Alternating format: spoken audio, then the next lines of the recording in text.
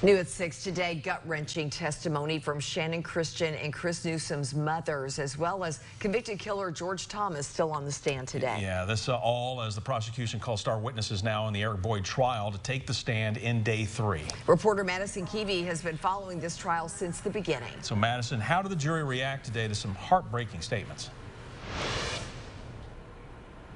Well, Bo, we don't know yet, and we won't know until there's a verdict. But what we do know, that between Thomas's testimony that puts Boyd at the scene, pulling the trigger, to that emotional testimony from Shannon and Chris's mothers, reliving those horrors, the state hopes it's enough to convince this jury that Boyd wasn't there after the fact, but from the start. I loved her, and she walked out the door and said, "Love you too, I'll see you later." It was just unbelievable. I just couldn't believe that had happened. Two mothers, Mary Newsom and Dina Christian, asked to relive a nightmare, this time yet again as witnesses in a murder trial. The victims, their own children, Shannon Christian and Christopher Newsom, kidnapped, raped, and murdered 12 years ago. Mr. Thomas, you understand that your deal with the state called for truthful testimony? And that's what I've given.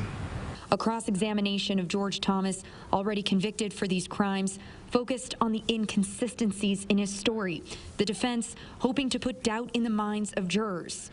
A repeated question as to whether Thomas could hear what was happening inside the house on Chipman Street. Oh, you asked me, did I care what happened to him? I'm saying you didn't care, did you? I didn't know him, so. You didn't know? Okay.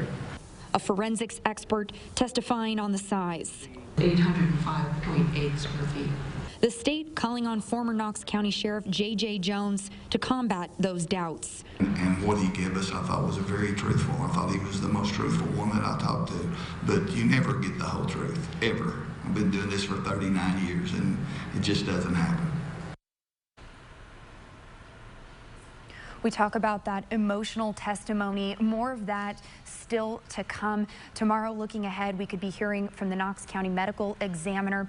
That, of course, sharing those graphic details of how Shannon and Chris died. Bo, Lori. All right, Madison, thank you very much. Remember, we are streaming live coverage from inside the courtroom through our app and at WATE.com, so you can always follow the trial each day there. Also, you can follow Madison on Twitter as she brings us updates through the day while court is in session. Lori.